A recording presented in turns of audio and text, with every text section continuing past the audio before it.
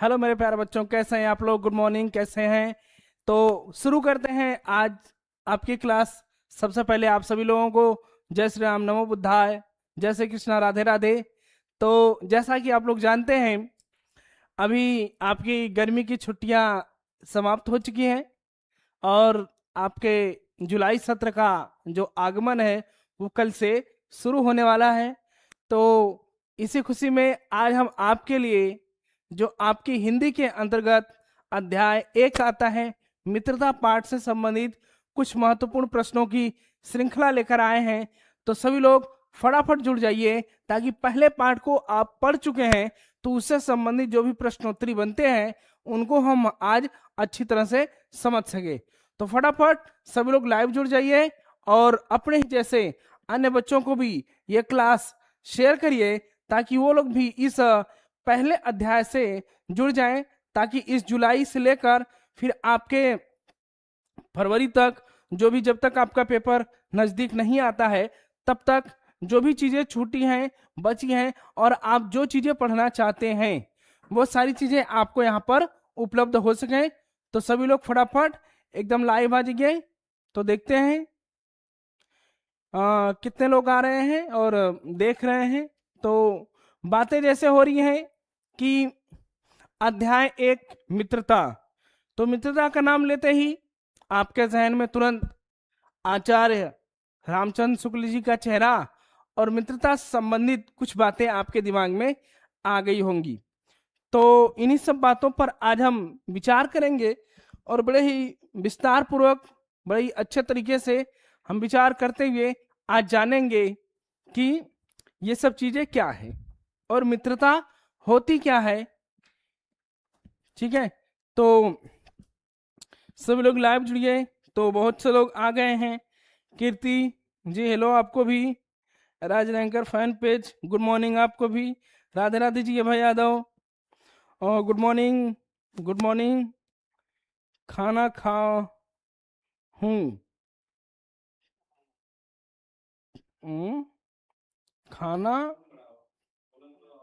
खाओ खूब। अच्छा, बढ़ाओ बुलंद करो हौसला। ले राहुल भैया, अच्छा बहुत भैया, गुड मॉर्निंग आपको भी। गुड मॉर्निंग सभी को। मित्र के नाम पर मेरा मित्र राहुल याद आ रहा है। अच्छा, बहुत बढ़िया। हेलो जी, हेलो जी, हेलो जी। हाँ हेलो आप सभी लोगों को, हेलो हेलो। सभी लोगों को आवाज सुनाई दे रही है? तो एक बार सभी लोग थंबनेल अपना प्रस्तुत करें, अंगूठे का निशान देकर सब लोग हमको आश्वस्त करें कि सारी बातें आपको समझ में आ रही हैं, आवाज अच्छे से आपको समझ में आ रही है, तो सब कुछ बढ़िया से चल रहा हो तो उसका एक छोटा सा संकेत हमें जरूर भेजें। और क्लास को ज़्यादा से ज़्यादा शेयर करें, इस चैनल को लाइक करिए, शेयर करिए, सब्सक्राइब करिए, ताकि आपके नए सेशन की जो पढ़ाई है वो नए पार्ट से अच्छी तरह से चल सके।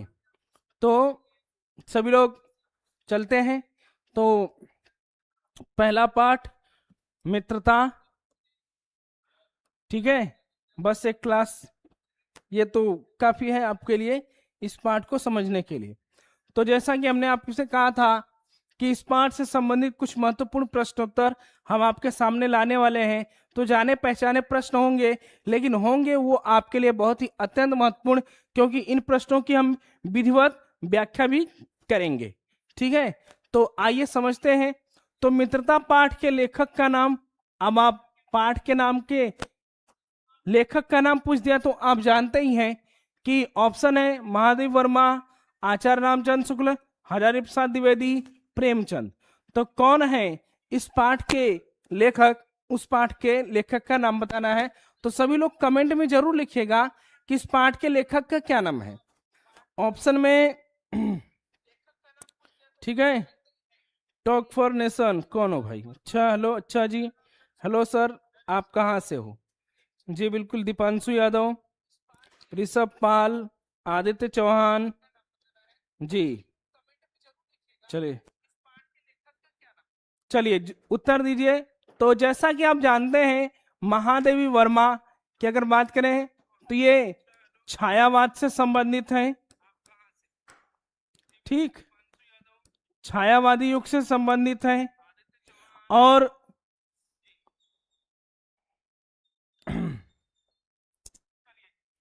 इसके बाद अगर बात करें तो हजारी प्रसाद द्विवेदी की बात करें तो ये आपके द्विवेदी युग से संबंधित हैं। किस युग से? द्विवेदी युग से संबंधित हैं। प्रेमचंद की बात करें तो ये भी आपके छायावादी युग से संबंधित है, इसलिए इनके नाम पर छायावादी युग को प्रेमचंद युग भी कहा जाता है। ठीक है, तो हमारे बच्चे कौन? आचार्य रामचंद्र शुक्ल, जिनके नाम पर शुक्ल युग का नाम पड़ा है तो शुक्ल युग। जैसा कि आप जानते हैं छायावादी युग जो है उसके कई सारे नाम हैं। सर आप कहाँ से पढ़ा रहे हैं? दीपांशु यादव जी, हम स्टूडियो से पढ़ा रहे हैं। ठीक है, तो आप केवल पढ़िए। तो आप जानते हैं कि छायावादी युग के कई नाम हैं। शुक्ल युग भी इसको बोला जाता है, और इसको प्रसाद जी के नाम पर प्रसाद युग भी बोला जाता है। प्रेमचंद जी के नाम पर प्रेमचंद युग भी बोला जाता है। ठीक है, तो ये सारी चीजें उस काल विशेष के जो लेखक कवि होते हैं उनके नाम पर नामकरण किया गया है। तो हमारा सही ऑप्शन है कि मित्रता पाठ के लेखक का नाम आचार्य रामचंद्र शुक्ल है। ठीक है सर, आपका स्टूडियो कहाँ है? टेक विथ अनुप्रीत जी, हमारा स्टूडियो इसी धरती नामक गोले पर है जहां से आप पढ़ रहे हैं। तो चलिए अगले प्रश्न की तरफ चलते हैं। तो प्रश्न है कि सच्ची मित्रता का आधार क्या है?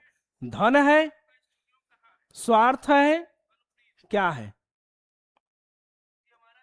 चलिए बताइए।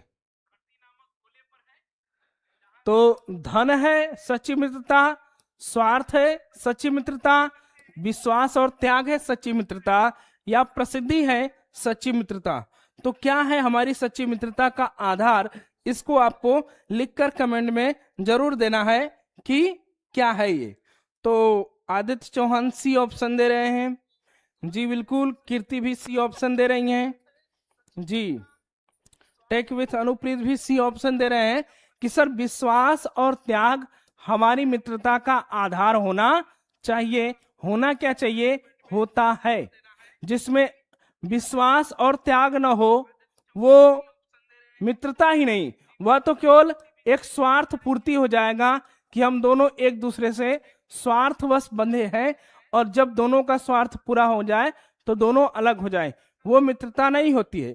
मित्रता वो होती है जिसमें एक मित्र दूसरे पर विश्वास करे और एक मित्र दूसरे मित्र के लिए त्याग कर सके, वही मित्रता है। Sir C is the correct option. Sir कितने बजे क्लास चलती है? जी कामेंद्र कुमार जी, हमारी क्लासें आपको लगभग 10:30 के आसपास मिलनी शुरू हो जाएंगी। तो अभी कुछ और भी नई बातें होंगी तो उसके बारे में भी आपको बता दिया जाएगा, इसलिए लेकिन अभी तक मान के चलिए कि 10:30 बजे के बाद आपको ये क्लास मिलेंगी। ठीक है, तो सी ऑप्शन हमारा सही है कि विश्वास और त्याग सच्ची मित्रता के आधार हैं। अगला प्रश्न है कि आचार्य रामचंद्र शुक्ल का जन्म कब हुआ था? 1884 ईस्वी, 1886 ईस्वी, 1888 ईस्वी, 1890 ईस्वी? तो कब हुआ था? डेट ऑफ बर्थ इनकी बतानी है कि इनका जन्म कब हुआ था। सर 5 रुपए ऑनलाइन रखे हैं क्या? यूपीआई कर दीजिए। अच्छा सर कितने बजे क्लास चलती है? बोल दिए जी, वही कामेंद्र कुमार जी 10:30 बजे के आसपास आपकी क्लास ये मिलेंगी, और इसके बाद लगभग सभी क्लासें कंटिन्यू आपको मिलती चली जाएंगी, क्योंकि इसके तुरंत बाद आपको दीपक सर की मजेदार मैथ वाली क्लास आपको मिलने वाली है। तो सभी लोग अधिक से अधिक जुड़े ताकि इस कक्षा का आनंद लेने के बाद आप कक्षा मैथ के भी चीजों को करें, उसके प्रश्नों को करें। तो सभी लोग फटाफट कमेंट में आंसर देंगे। Sir A is the correct option. Kirti बोल रही है कि सर ए सही है, और बहुत से लोगों का जवाब भी ए आ रहा है। आदित्य चौहान, दीपांशु यादव, विवेक, कृति, टेक विथ अनुप्रीत, ठीक है, नंदनी, सोनी, सभी लोग ए ऑप्शन दे रहे हैं। तो सही बात है, 1884 ईस्वी आचार्य रामचंद्र शुक्ल का जन्मदिन है। ये हमारा सही ऑप्शन है। आगे चलते हैं। अगला प्रश्न है कि आचार्य रामचंद्र शुक्ल का जन्म स्थान है। जन्म तो आपने बता दिया कि 1884 ईस्वी में इनका जन्म हुआ, लेकिन किस स्थान पर हुआ? गोरखपुर में, बस्ती में, वाराणसी में या इलाहाबाद में? तो जल्दी से उत्तर में आप लिखिएगा कि इनका जन्म स्थान क्या है। ठीक, अंकुश चौधरी जी, बहुत बढ़िया। माधुरी देवी ए ऑप्शन दे रही हैं। गुड मॉर्निंग सर जी। 1884 बी भी कोई ए भी दे रहा है। विश्वजीत गुप्ता ए दे रहे हैं। नंदिनी सोनी सी। तो राधे राधे जी आपको भी, नंदिनी कुमारी। तो चलिए बताइए कि आचार्य रामचंद्र शुक्ल का जन्म 1884 में हुआ था, तो किस स्थान पर हुआ था? स्थान का नाम जरूर लिखिए। नाम लिखकर हमको बताइए कि कहाँ हुआ था इनका जन्म। तो विकास मौर्य लिखते हैं कि सर बस्ती। फिर बी कुछ लोग और ऑप्शन दे रहे हैं, अभी भी कुछ लोग ए ऑप्शन दे रहे हैं। तो ऐसा नहीं, डी भी कुछ लोग दे रहे हैं भाई, वाह। मतलब जो भी ऑप्शन आए बस देते जाओ भाई, दिमाग ना लगाओ कि कहां पर हो सकता है। देखिए, गोरखपुर तो है नहीं, वाराणसी है नहीं, इलाहाबाद है नहीं, तो कहाँ है हमारा? बस्ती जिला। उत्तर प्रदेश का एक जिला है बस्ती, और उसी बस्ती में एक गांव है अगोना। क्या है? अगोना गांव। बस्ती जिले के अगोना गांव में इनका जन्म हुआ था। किनका? आचार्य रामचंद्र शुक्ल का। और वो भी कब? 1884 ईस्वी को। ठीक है, 1884 ईस्वी को इनका जन्म हुआ बस्ती जिले के अगोना गांव में। ठीक है, तो sir I am late, Vishal Dubey ji बिल्कुल sir, B is the correct option. Kirti बोल रही हैं जी, बी फॉर बस्ती आपकी पूरी हुई। तो एक बार सभी लोग इसको ऐसे करके याद कर लिए कि बस्ती जिले के अगोना गांव में 1884 ईस्वी को आचार्य रामचंद्र शुक्ल का जन्म हुआ था।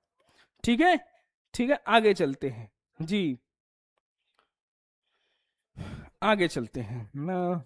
अगला प्रश्न है कि रामचंद्र शुक्ल ने हिंदी की किस विधा में विशेष सफलता अर्जित की? ऑप्शन निबंध, कहानी, उपन्यास, नाटक। तो इनको क्या कहा जाता है, या इन्होंने हिंदी साहित्य की किस विधा में सबसे ज्यादा रचनाएं की, और ये किस रूप में जाने जाते हैं?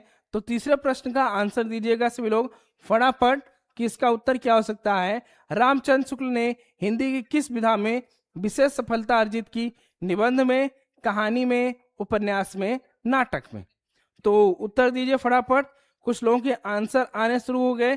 सर ए, सूरज कुमार ए दे रहे हैं, विजय सिंह बी दे रहे हैं, टेक विथ अनुप्रीत सी दे रहे हैं, सी। चलिए, सूरज कुमार ए ऑप्शन दे रहे एकदम बढ़िया से, एकदम अच्छे से। तो कुछ लोग लिख भी रहे हैं निबंध सर, निबंध निबंध। कुछ लोग सी दे रहे हैं। तो देखिए, आचार्य रामचंद्र शुक्ल की अगर बात करें तो आचार्य रामचंद्र शुक्ल अगर किसी रूप में प्रसिद्ध है तो वो एक निबंध के रूप में, मतलब उन्होंने सबसे ज्यादा अगर कोई रचनाएं की हैं तो उन्होंने निबंध किया है, इसलिए वो निबंधकार के रूप में प्रसिद्ध है। क्या? निबंधकार के रूप में प्रसिद्ध है।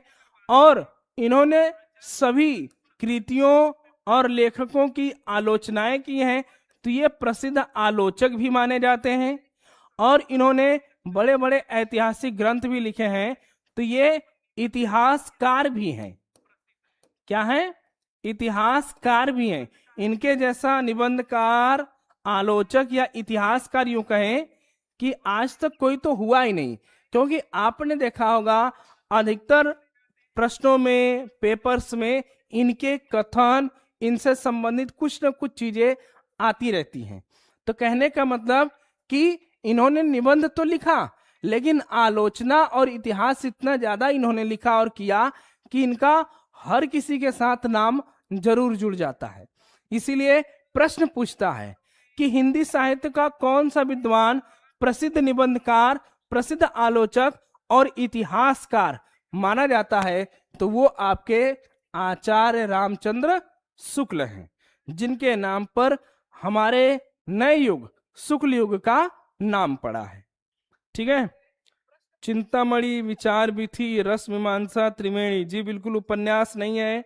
मोहिनी शुक्ला निबंधकार के रूप में आप इनका नाम लीजिए। सर ए दीपांशु यादव, जी बिल्कुल निबंध से निबंधकार। ठीक है। आलोचक और इतिहासकार। ठीक है। मैथ की क्लास इसके तुरंत बाद चलेगी, आप चिंता ना करें। यस सर, जी जी बिल्कुल। ठीक है। तो इन चीजों को याद रखिएगा कि आचार्य रामचंद्र शुक्ल किस रूप में प्रसिद्ध है। अगला प्रश्न है कि हिंदी का बेकन किस निबंधकार को कहा जाता है? Option Pratap Narayan Mishra, doctor Rajendra Prasad, Ramchandra Shukla, Padmalal Punnalal Bakshi. तो हिंदी का बेकन किसे कहा जाता है? आप अंग्रेजी पढ़े होंगे तो बेकन जी का नाम जरूर जानते होंगे, शुक्ल युग का है। जी बिल्कुल, यस सर। हेलो जी, ओके। नंदिनी कुमारी, जी बिल्कुल। तो कहा गया है, देखिए अब हिंदी का बेकन, अगर इस नाम की बात करें तो इसका नाम है आपका फ्रांसिस बेकन। और फ्रांसिस बेकन जो हैं वो इंग्लिश एसे के जनक माने जाते हैं। इंग्लिश एसे के फादर ऑफ इंग्लिश एसे, यानी इंग्लिश एसे के जनक माने जाते हैं फ्रांसिस बेकन। तो अगर हिंदी की बात करेंगे तो हिंदी में निबंध का जनक या बेकन किसे कहते हैं? तो वो हमारे हैं आचार्य रामचंद्र शुक्ल। सी ऑप्शन हमारा आचार्य रामचंद्र शुक्ल सही है। हिंदी का बेकन किस निबंधकार को कहा जाता है? तो वो हमारे हैं प्यारे आचार्य रामचंद्र शुक्ल जी। ठीक। क्लास कब स्टार्ट हुई? 10:30 के बाद। सर इंग्लिश की क्लास कब चलेगी? जी बिल्कुल कुछ क्लासों के बाद। एकदम कंटिन्यू लग रही है सर, पूरा सिलेबस कब तक खत्म हो जाएगा? जी आप रोज पढ़ते रहेंगे, आपको पता भी नहीं चलेगा और आपका सिलेबस खत्म हो जाएगा। सर आपको गर्मी नहीं लग रही है क्या? अच्छा, कहाँ है भैया, हम रजाई ओढ़ के खड़े हैं क्या तुम्हारे सामने? सर हम ज्ञानोदय के छात्र। जी बिल्कुल विकास जी, बिल्कुल आपका स्वागत है। मैं लाइब्रेरी में हूँ जी। रामचंद्र शुक्ल, आंसर दीजिए सभी लोग फटाफट। सी आंसर दे रहे हैं आचार्य रामचंद्र शुक्ल। तो ठीक है, हिंदी का बेकन किससे कहा जाता है? आचार्य रामचंद्र शुक्ल को कहा जाता है। ठीक है, आगे चलते हैं। अगला प्रश्न है कि आचार्य रामचंद्र शुक्ल का देहावसान यानी निधन कब हुआ था? उनकी मृत्यु कब हुई थी? 1941, 1943, 1945, 1947। तो जल्दी जल्दी बताएं कि कब क्या हुआ था। ठीक है, तो फटाफट उत्तर दीजिए कि आचार्य रामचंद्र शुक्ल का देहावसान कब हुआ? 1941 में, 1943 में, 1945 में, 1947 में। तो कब क्या हुआ था? उत्तर दीजिएगा जरूर कि आचार्य रामचंद्र शुक्ल की मृत्यु कब हुई थी। फटाफट उत्तर दीजिए। सर का पीडीएफ है, जी बिल्कुल है sir. I am new student. Suraj Babu, जी बिल्कुल, मैं तो 10 पास कर चुका हूँ। कोई बात नहीं, ज्ञान कहीं से भी मिले लेना चाहिए, चाहे पढ़ रहे हो नहीं पढ़े, भूख नहीं है। अच्छा, कोई बात नहीं। 1941 लोग ए ऑप्शन दे रहे हैं। रोहित यादव, नंदिनी, आदर्श, आदित्य, नंदिनी, नंदिनी, आदित्य, विजय, मोहिनी, प्रिंस, शिवम, सूरज। ठीक है, चलिए ठीक है, सब लोग ए आंसर दे रहे हैं। सर पोल भेजिए, दीपांशु यादव कह रहे हैं। जी बिल्कुल मिलेगा, लेकिन पहले प्रश्न का उत्तर दीजिए। तो 1941 क्या हुआ था? आचार्य रामचंद्र शुक्ल की मृत्यु हुई थी। और अगर जन्म की बात करेंगे तो 1941 में तो ये मृत्यु हो गई, लेकिन अगर जन्म की बात करेंगे तो 1884 ईस्वी। अगर इन सभी विकल्प की बात करें तो 1943 हमारा प्रथम तार सप्तक का प्रकाशन वर्ष है, प्रथम तार सप्तक का प्रकाशन वर्ष, ठीक, प्रकाशन वर्ष। तीसरे की बात करें तो 1945 में हमारा सेकेंड वर्ल्ड वॉर खत्म हुआ था, विश्व युद्ध का समापन 1945, हिरोशिमा और नागासाकी पर बम फेंकने के बाद यह युद्ध समाप्त हो गया था।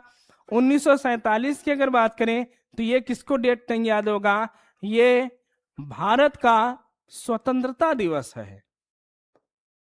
क्या है? भारत का स्वतंत्रता दिवस है, 15 अगस्त 1947। किसको नहीं याद होगा? तो ये चारों विकल्प के आपके कुछ विशेष पॉइंट हमने लगा कि आपको ये चीज पता होनी चाहिए, तो हमने आपको बता दिया, ठीक है। 1943, ठीक, 1943 प्रथम तार सप्तक आज्ञा ने किया था। जी बिल्कुल, यस सर, जी सर। सर क्या पढ़ा रहे हैं? हिंदी पढ़ा रहे हैं। जी बिल्कुल, हम लोगों को हर क्वेश्चन का पोल चाहिए। अच्छा ठीक है, मिल जाएगा आपको। चलिए, ये ऑप्शन हो गए, और इसके आप चाहे स्क्रीनशॉट ले लीजिए या नोट करें तो नोट कर लीजिए। हम लोगों को हर क्वेश्चन का पोल चाहिए। मॉडरेटर भाई साहब ध्यान दो, ठीक है। चलिए, नहीं हमें सृष्टि नहीं पढ़ाते भाई, ये कुछ बातें याद आ गई तो हमने आपको बता दी। ये नोट करना है तो नोट कर लीजिए, स्क्रीनशॉट लेना है तो ले लीजिए। बाकी हम अगले प्रश्न पर चलते हैं। अगला प्रश्न है कि हिंदी साहित्य का इतिहास के लेखक हैं हजारी प्रसाद द्विवेदी, गुलाब राय, आचार्य रामचंद्र शुक्ल, आचार्य नंद दुलारे वाजपेयी। तो उत्तर दीजिए अगले प्रश्न का कि जो हिंदी साहित्य का इतिहास है उसके लेखक कौन है। ठीक, एक अच्छी टीचर से पढ़ना अच्छा होता है, या सभी टीचर्स से, टीचरों से? अच्छा, सबकी रुचि क्षमता अलग अलग होती है। उसी प्रकार से आपको अगर एक ही टीचर से पढ़ने में अच्छा लगता है तो एक ही से पढ़िए, 4 लोगों से पढ़ने में अच्छा लगता है तो 4 लोगों से पढ़िए। वो आपकी अभिरुचि और अभिप्रेरणा पर निर्भर करता है। हिंदी साहित्य का इतिहास के लेखक कौन है? हजारी प्रसाद द्विवेदी हैं, गुलाब राय हैं, आचार्य रामचंद्र शुक्ल हैं, या नंद दुलारे वाजपेयी हैं। तो आप जानते हैं कि हिंदी साहित्य का इतिहास पहली बार अगर व्यवस्थित रूप से और प्रामाणिक रूप से किसी ने हिंदी साहित्य का इतिहास लिखने का शुरुआत किया तो वो आपके थे कौन? आचार्य रामचंद्र शुक्ल। और ये पद्धति अपनाते हैं विधेयवादी पद्धति। कौन सी? विधेयवादी पद्धति को अपनाते हैं, जिसके अंतर्गत ये हिंदी साहित्य का इतिहास लिखते हैं।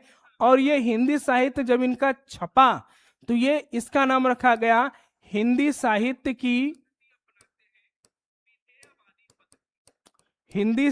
की भूमिका। इस शीर्षक से ये किताब छपी थी। इतिहास का नाम तो हिंदी साहित्य का इतिहास था, लेकिन जब ये छपा तो उसका शीर्षक था हिंदी साहित्य की भूमिका, ठीक है। और यह एक प्रमाणिक ग्रंथ है जिसको आचार्य रामचंद्र शुक्ल ने लिखा, और इसमें विधेयवादी पद्धति को अपनाया गया, जो कि सर्वमान्य पद्धति मानी जाती है, ठीक है। तो आप सभी के सामने पोल उपस्थित हो चुका है, तो सभी लोग पोल में फटाफट आंसर दीजिए। सी आंसर सबके आ रहे हैं, तो ज्यादा से ज्यादा भाई आप लोगों की ख्वाहिश को हमने पूरा किया, तो आप भी हमारी एक इच्छा को पूरा करिए कि चैनल को लाइक कर दीजिए, सब्सक्राइब कर लीजिए।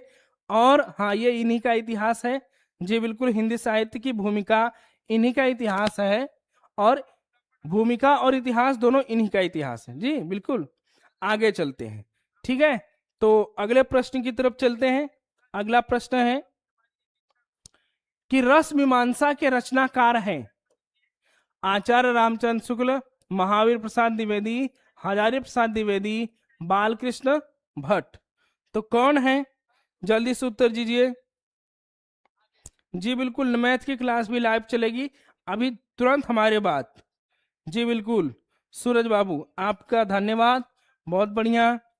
चलिए, देखने वालों की संख्या काफी कम लग रही है, मैसेज तो बहुत कम लोगों के आ रहे हैं, तो जल्दी से उत्तर दीजिए कि रस मीमांसा के लेखक कौन है। तो फटाफट सभी लोग उत्तर दीजिए कि रस मीमांसा के लेखक कौन है। आचार्य रामचंद्र शुक्ल। अगर इसके अलावा बात करें तो त्रिवेणी, उसके बाद विचार विधि, ठीक, विचार विधि और चिंतामणि। चिंतामणि को जैसे कि इसको 4 भागों में बांटा गया है, ठीक है, 4 बार ये प्रकाशित हुई है। इसके अलावा सूरदास भी है, बहुत सारी रचनाएं हैं, इतिहास ग्रंथ इनके बहुत सारे हैं, निबंध इनके बहुत सारे हैं। और ये जो चिंतामणि है यह एक निबंध संग्रह है। क्या है? निबंध संग्रह है। और ये आपका पाठ जो मित्रता है ये इसी संग्रह से निकला हुआ एक छोटा सा शीर्षक है, मित्रता। ठीक है, तो आचार्य रामचंद्र शुक्ल रस मीमांसा के लेखक हैं। ये सब लोग ऑप्शन दे रहे हैं, ए अधिकतर लोग, बहुत बढ़िया। विचार विधि और चिंतामणि ये दोनों निबंध है। जी बिल्कुल, और चिंतामणि निबंध संग्रह है। ठीक है, आचार्य रामचंद्र शुक्ल जी का ये आलोचना है। जी बिल्कुल। अगले प्रश्न पर चलते हैं। अगला प्रश्न है कि त्रिवेणी किस विधा की रचना है? निबंध, नाटक, आलोचना, उपन्यास। तो जल्दी जल्दी उत्तर दीजिए कि त्रिवेणी किस प्रकार का ग्रंथ है। त्रिवेणी जो है ये किस प्रकार का ग्रंथ है? तो ऑप्शन है कि निबंध है, नाटक है, आलोचना है या उपन्यास है।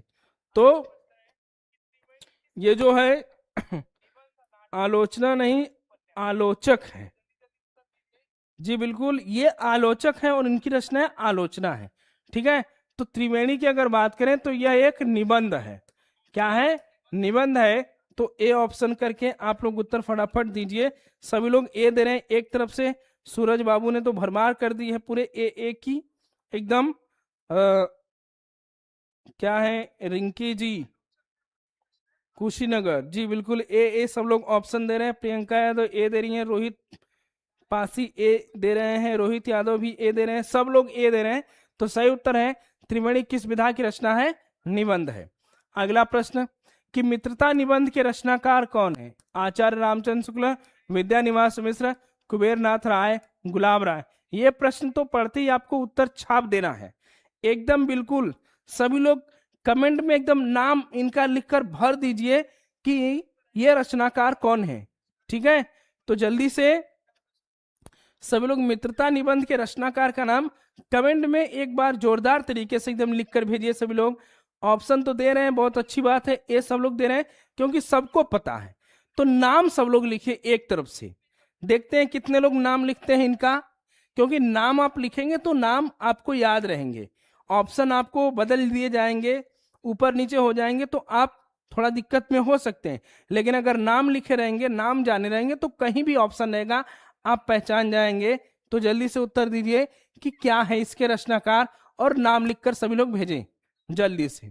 श्रेया नाम लिखिए रामचंद्र शुक्ल, आदर्श नाम रामचंद्र शुक्ल, आदित्य रामचंद्र शुक्ल, जी बिल्कुल, सूरज रामचंद्र, देवी सरोज आचार्य रामचंद्र शुक्ल, नंदिनी आचार्य रामचंद्र शुक्ल, मोहिनी शुक्ला आचार्य रामचंद्र शुक्ल, जी बिल्कुल। सभी लोग नाम लिखकर भेजिए फटाफट कि मित्रता निबंध के रचनाकार कौन है? आचार्य रामचंद्र शुक्ल है। ठीक है, अगला प्रश्न चलते हैं। अगला है कि विश्वासपात मित्र को जीवन की औषधि कहा गया है क्योंकि उत्तम संकल्पों में दृढ़ करेंगे, दोषों से दूर रखना, कुमार्ग से बचाना, उपयुक्त सभी। तो ये क्या आंसर हो सकता है? ये आपके पाठ में से पूछा हुआ सवाल है और ये बहुत ही महत्वपूर्ण सवाल है क्योंकि ये आपके पेपर में आने वाला प्रश्न है। तो विश्वास पात्र मित्र को जीवन की औषधि कहा गया है, तो क्यों कहा गया है? इन चारों में से क्या ऑप्शन होगा? उत्तर दीजिए सभी लोग। डी कुछ लोग सूरज कुमार बोल रहे हैं, श्रेया भी डी, और भी लोग देखते हैं कितने लोग आते हैं कि क्या उत्तर हो सकता है। डी डी डी, सबके उत्तर आ रहे हैं फटाफट एकदम बढ़िया से। तो डी डी डी सब लोग एकदम डी फॉर, हाँ तो डी फॉर डॉग, और ये घ फॉर घ से घड़ी कहें या डी फॉर डॉग कहें, उपर्युक्त सभी। क्योंकि जो विश्वास पात्र मित्र होगा वो हमें, जब हम कमजोर पड़ेंगे तो वो हमें दृढ़ संकल्प में दृढ़ करेगा, उत्तम संकल्पों से दृढ़ करेगा, हमारा साहस बढ़ाएगा, हमारे दोषों को दूर करेगा। अगर हमें कोई बुराई होगी तो बताएगा कि तुम देखो यहाँ पर गलत हो, यहाँ पे तुमको ऐसे करना है। उस चीज को मान्य करते हुए हम अपने दोषों को दूर करेंगे तो वो हमारा दोष भी दूर करेगा और कुमार्ग से भी बचाएगा। अगर कभी हम गलत रास्ते पर जाएंगे तो भी वहां पर वो हमें हमारा हाथ पकड़कर रोकेगा कि नहीं भाई तुम गलत हो, गलत रास्ते पर जा रहे हो। तो इससे वो हमें हर प्रकार से रक्षा करेगा। जैसे दवा हर प्रकार से हमारी रक्षा करती है, उसी तरह विश्वासपात्र मित्र भी हमारी रक्षा करेगा। तो उपर्युक्त सभी आंसर सही हैं। ठीक है, डी, तो डी हमारा आंसर सही होगा। अगला प्रश्न चलते हैं कि डेमेट्रियस कहाँ का बादशाह था? एथेंस का, स्पार्टा का, ब्रिटेन का, मकदूनिया का। तो डेमेट्रियस जो जाता था अपने मित्रों के साथ एक रूम में बंद हो जाता था और उसी में मनोरंजन किया करता था, राजकाज से कोई मतलब नहीं था। तो आपके पाठ से ये पूछा गया सवाल है, तो बताइए कि डेमेट्रियस कहाँ का बादशाह था? एथेंस का था, स्पार्टा का था, ब्रिटेन का था, मकदूनिया का था। कहाँ का शासक था तो बताएं। ठीक है, जल्दी जल्दी एकदम उत्तर दे फटाफट। जी सर, जी सर, बिल्कुल बिल्कुल, जी सर। स्पार्टा कुछ लोग बता रहे हैं, कुछ लोग डी बता रहे हैं, कुछ लोग बी भी बता रहे हैं। ठीक, कुछ लोग सी बता रहे हैं। अभी तक ए वाला ऑप्शन नहीं आया है भाई। डी बी सी तीनों आ गए, ए नहीं आया। कुछ लोग ए भी दे दो, थोड़ा भी पता चल जाए भाई कितने लोग जानने वाले हैं। डी या बी बताइए, कंफ्यूजन है। Hello sir, good morning. देवा सरोज, जी बिल्कुल गुड मॉर्निंग आपको भी। ए नहीं आया है, बाकी सब ऑप्शन आ गए हैं। कुछ लोग ए भी दे दो, वो भी बेचारा आ जाए। गजब हो तुम लोग, पाठ पढ़े हो फिर भी नहीं पता है। डेमेट्रियस कहाँ का बादशाह था? वो मकदूनिया का शासक था। कहाँ का था? मकदूनिया का शासक था। बड़ा ही विलासी, आलसी और रंगीन मिजाजी वो शासक था। ठीक है, तो ऐसे लोगों का राज शासन चलता भी नहीं है, डूब मर जाते हैं ये लोग। ऐसे लोग बहुत जल्दी इनकी कहानी खत्म हो जाती है। तो मकदूनिया का शासक था कौन? डेमेट्रियस। अगला प्रश्न है कि सच्चे मित्र की तुलना किससे की गई है? मिठाई से, औषधि से, अध्यापक से, विष से। तो सच्चे मित्र की तुलना बताइए, सच्चे मित्र की तुलना किससे की गई है? उत्तर दीजिए सभी लोग। अभी डी वाला ऑप्शन दे रहे हैं। यस सर, मुझे मालूम है। अच्छा, कॉमेडियन बॉयज। अच्छा, अगले प्रश्न का उत्तर दीजिए कि सच्चे मित्र की तुलना किससे की गई है? मिठाई से, अध्यापक से, औषधि से या विष से? डी डी सर, मुझे मालूम था मालूम, तो उत्तर दीजिए। अब इसका उत्तर दीजिए कि सच्चे मित्र की तुलना, अभी आपने पढ़ा कि सच्चे मित्र, विश्वास पात्र मित्र को जीवन की औषधि कहा गया है। क्योंकि, तो क्योंकि वो क्या है? तब वो हमारे जीवन की औषधि है। क्या है? औषधि। तो उत्तर में आप सभी लोग औषधि लिखिएगा। सभी लोग कमेंट में छाप दीजिए एकदम, बी ऑप्शन से एकदम भर दीजिए उसको। बी सब लोग बोल रहे हैं, बी बहुत बढ़िया। आप लोग और भी लाइक करिए, शेयर करिए, सब्सक्राइब करिए ताकि हमको और भी पढ़ाने में अच्छा लगे। पोल का वेट कर रहा हूं। अच्छा जी, पोल आया था, अभी आएगा। तो जितना ज्यादा आप लोग क्लास को शेयर करेंगे, लाइक करेंगे, अधिक से अधिक लोगों तक पहुंचाएंगे, हमारा भी उत्साहवर्धन यही होगा। क्योंकि एक टीचर को इतना ही चाहिए कि उसके बच्चे ज्यादा से ज्यादा उसकी क्लास को देखे। इस बार पोल नहीं आया sir. B B B B B B सब लोग बोल रहे हैं, तो ठीक है, सही है। बी यानी ख, औषधि सच्चे मित्र की समान है। सच्चा मित्र एक औषधि के समान है। चलिए, औषधि बाबा, जी बिल्कुल। आचार्य रामचंद्र शुक्ल की रचना है त्रिवेणी, उत्तर कबीर, पुनर्नवा, भारतीय शिक्षा। तो क्या है, अभी हमने आपको आचार्य रामचंद्र शुक्ल की बहुत सारी रचनाएं बताएं, तो उसी में से एक रचना का नाम आ गया सर ये बिहार बोर्ड है रिप्लाई में। जी नहीं, बिहार बोर्ड नहीं है, ये यूपी बोर्ड है। सर ये कौन सा बोर्ड है? यूपी बोर्ड है बाबू, कॉमेडियन बॉयज, ये यूपी बोर्ड है। औषधि आपने पिछले वाले का उत्तर दिया, अब इसका उत्तर दीजिए कि आचार्य रामचंद्र शुक्ल की रचना कौन सी है? त्रिवेणी है, उत्तर कबीर है, पुनर्नवा है, या भारतीय शिक्षा है?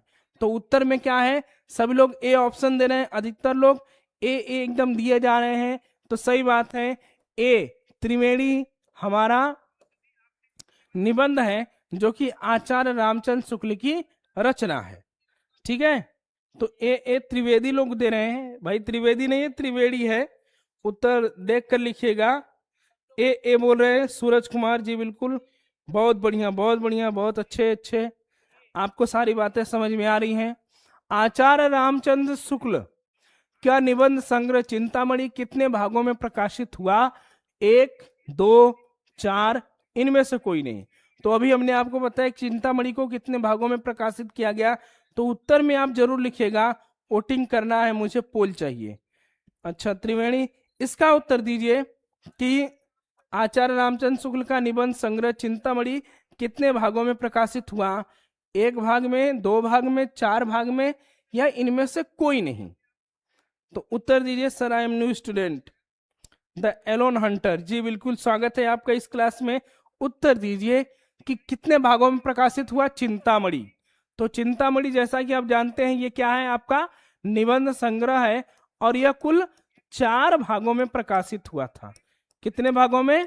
4 भागों में।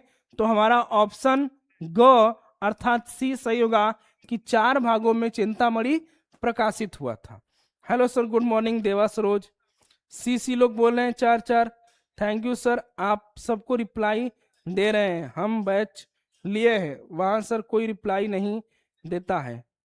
नहीं नहीं, बिल्कुल रिप्लाई तो आपको भरपूर मिलेगा, आप जो भी सवाल जवाब करेंगे आपको तुरंत उसका उत्तर मिलेगा, और बड़ा ही सटीक उत्तर मिलेगा, आपको ज्यादा कुछ समझना भी नहीं पड़ेगा। तो सी हमारा उत्तर से है कि 4 हमारा सही है, इसको 4 भागों में प्रकाशित किया गया। अगला प्रश्न है कि आचार्य रामचंद्र शुक्ल एक है, क्या है? निबंधकार है, उपन्यासकार है, आलोचक है, या नाटककार है? तो क्या है आचार्य रामचंद्र शुक्ल? इसका उत्तर दीजिए। सर मेरा नाम लो। अच्छा, अमन यादव, जी बिल्कुल, हेलो जी, ये नहीं मालूम है सर, एक शायरी। अच्छा, किंग ऑफ डेविल। भाई बताइए कि आचार्य रामचंद्र शुक्ल क्या है? निबंधकार है, उपन्यासकार है, आलोचक है, या नाटककार है? तो अगर सबसे ज्यादा देखा जाए तो वैसे तो आपको यहाँ पर निबंधकार भी मिलेगा और आलोचक भी मिलेगा, क्योंकि आचार्य रामचंद्र शुक्ल निबंधकार भी हैं और आलोचक भी हैं, साथ ही साथ वो प्रसिद्ध इतिहासकार भी हैं। क्या है? प्रसिद्ध इतिहासकार भी हैं। तो यहाँ पे 2 ऑप्शन छप गए हैं, इसलिए इसमें दोनों सही होगा कि ये प्रसिद्ध आलोचक भी हैं और निबंधकार भी हैं, साथ साथ इतिहासकार भी हैं। तो तीनों आप जोड़कर देखिएगा, इन तीनों को देखकर चलिएगा कि ए भी सही है और आपका सी भी सही है। ठीक है, तो अगले प्रश्न पर चल रहे हैं। हाँ जी सर, जी बिल्कुल निबंधकार है। अगला प्रश्न कि मित्रता किसके साथ करनी चाहिए? किसी भी व्यक्ति से, केवल अमीर लोगों से, अच्छे चरित्र वाले व्यक्ति से, प्रसिद्ध व्यक्ति से? अब मित्रता, प्लीज सर मेरा नाम लो। अच्छा, देवा सरोज कई बार नाम ले लिए भाई। तो मित्रता किससे करनी चाहिए? किसी भी व्यक्ति से, या केवल अमीर व्यक्ति से, या अच्छे चरित्र वाले व्यक्ति से, या किसी प्रसिद्ध नामी गिरामी व्यक्ति से? तो किससे मित्रता करनी चाहिए? उत्तर दीजिएगा आप लोग एकदम फटाफट, सभी लोग आंसर दीजिए। तो सर पेपर में आएगा तो कैसे लिखेंगे सर? पेपर में आएगा तो आपको ऑप्शन के अनुसार उत्तर देना होगा। उसमें दिया रहेगा आपको कि एक ही ऑप्शन देगा या तीनों अगर रहेगा तो कुछ और भी ऑप्शन आपको दिए होंगे ताकि उत्तर तीनों मान्य हो जाए। ठीक है, तो ऑप्शन के अकॉर्डिंग आप उत्तर दीजिएगा। तो मित्रता किसके साथ करनी चाहिए? तो मित्रता अच्छे चरित्र वाले व्यक्ति के साथ करनी चाहिए। ठीक है, किसी भी व्यक्ति से नहीं, जो अपने मन मुताबिक अच्छे चरित्र वाला हो उससे, केवल अमीर से ही नहीं गरीब से भी दोस्ती रखिए, दोनों लोगों से रखिए, लेकिन उसमें भी अच्छे चरित्र वाले हो। प्रसिद्ध व्यक्ति से भी रखिए लेकिन वो भी अच्छे चरित्र वाला होना चाहिए। भाई प्रसिद्ध तो बुरे व्यक्ति भी हैं, लेकिन नहीं, हमको अच्छे लोगों से, अच्छे प्रसिद्ध अच्छे चरित्र वाले व्यक्तियों से मित्रता करनी है। तो सी ऑप्शन सही है। Hello sir, I am new student. जी, राशिद अली, जी बिल्कुल सी ऑप्शन सही है। अगला प्रश्न देखिए, सच्चा मित्र क्या करता है? केवल प्रशंसा करता है, गलत कार्यों में साथ देता है, सही मार्ग दिखाता है, स्वार्थ पूरा करता है। तो सच्चा मित्र क्या करता है? वक्त देखता नहीं पर बहुत कुछ दिखा देता है। अपनापन तो हर कोई देखता है पर अपना कौन है ये वक्त बताता है। बहुत बढ़िया, शाबाश। क्या है जी? रिया गुप्ता,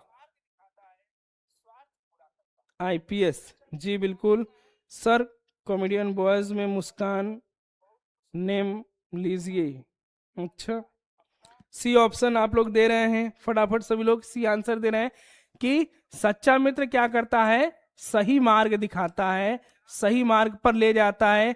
कभी हम कुमार्गी बनते हैं तो सतमार्गी हमें बनाता है, कभी हतोत्साहित होते हैं तो उत्साहित करता है, और वो एक जीवन की औषधि की तरह काम करता है, हमें अच्छे बुरे से परिचित कराता है, सही मार्ग दिखाता है। सही मार्ग दिखाते हैं, जी बिल्कुल सी आंसर है आपका, सही है। अगला प्रश्न है कि मित्रता में सबसे बड़ा शत्रु क्या है? प्रेम, विश्वास, स्वार्थ, सहयोग। तो मित्रता में सबसे बड़ा शत्रु क्या है ये हमको बताना है। तो हेलो सर मेरा